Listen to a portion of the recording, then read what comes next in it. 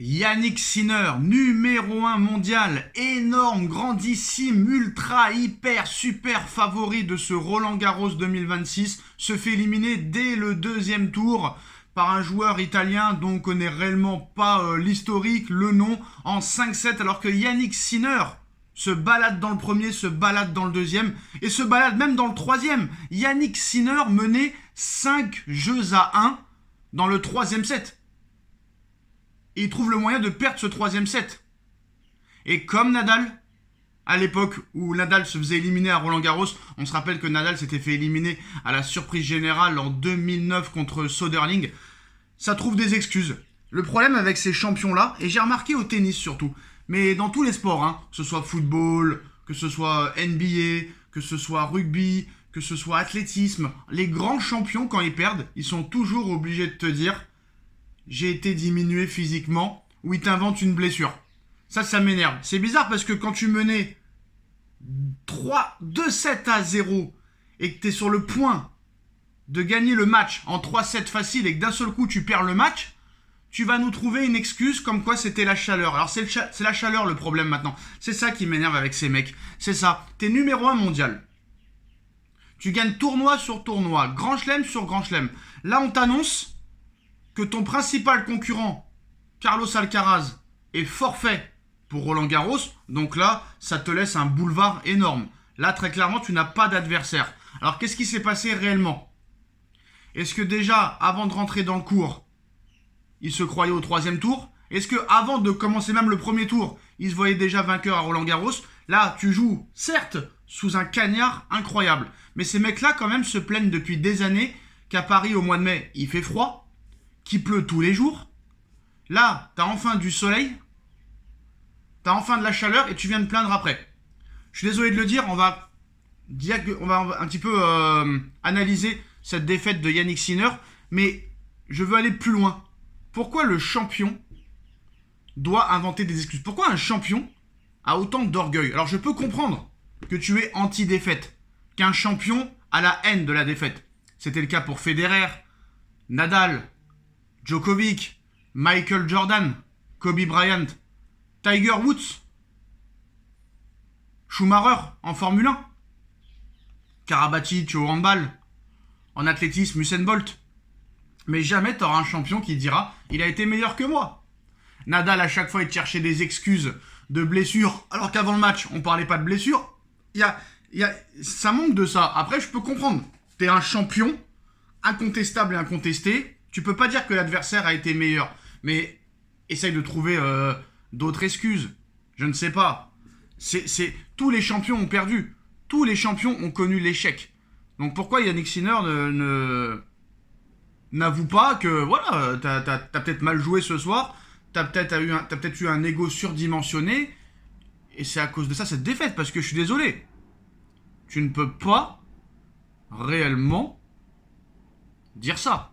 Alors, grand favori de cette édition 2026 à Roland-Garros, Yannick Sinner a été battu ce jeudi, dès le deuxième tour par Juan Manuel Cerundo, 3-6, 2-6, 7-5, 6-1, 6-1. Je suis désolé. Déjà, les deux premiers sets, l'Italien n'a pas existé. Sinner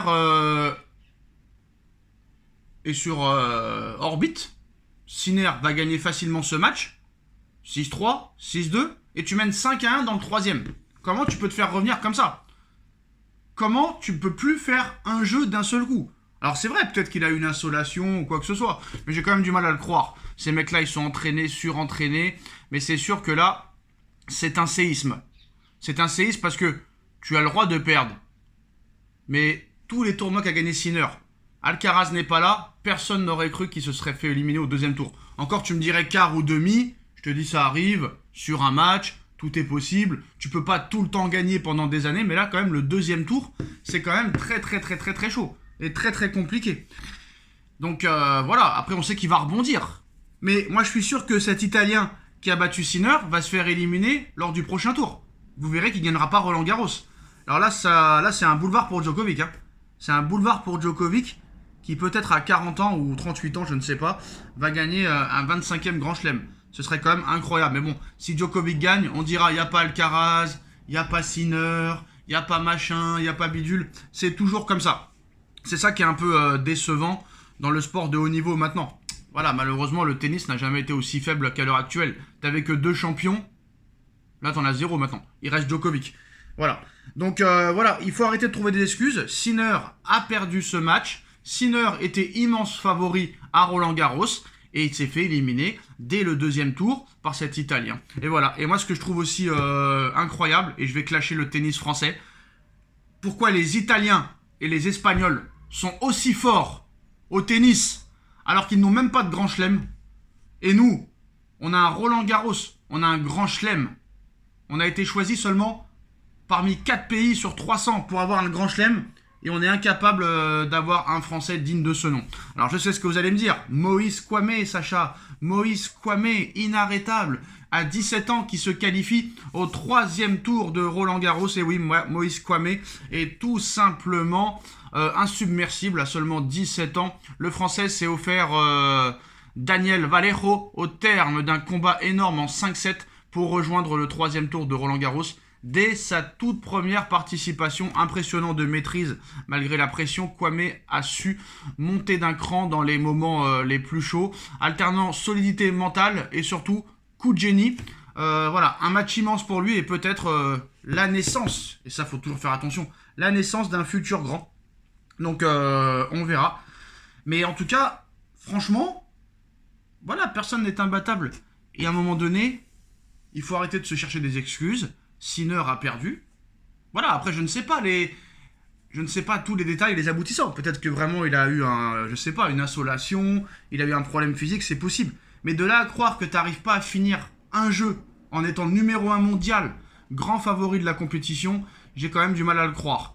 Donc voilà. Et il faut arrêter la chaleur, faut arrêter. Ces mecs-là, ils sont payés des millions d'euros. Des millions d'euros. C'est bon, 34 degrés, c'est pas la première fois qu'il fait 34 degrés à Paris. Il faut arrêter un petit peu les bêtises. C'est clair, c'est net, c'est précis, voilà.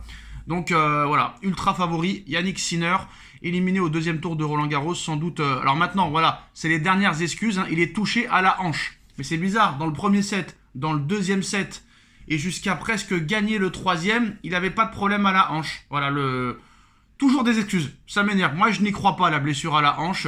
Et l'Italien a dû se faire soigner pendant la 3e manche qu'il a fini par perdre. Sinner mène pour le 5e set, mais moi, j'ai du mal à le croire. C'est des excuses. Il préparait déjà son excuse pour la défaite. Et ça m'énerve. Voilà, ça m'insupporte. Quoi qu'il en soit, Yannick Sinner, numéro 1 mondial, ultra favori en plus avec l'absence de Alcaraz, se fait éliminer dès le 2e tour. Dites-moi en commentaire ce que vous en pensez. Est-ce que vous pensez vraiment que la blessure est vraie ou c'est une excuse pour très clairement définir et expliquer sa défaite? Dites-moi en commentaire ce que vous en pensez et à très vite. Tchuss.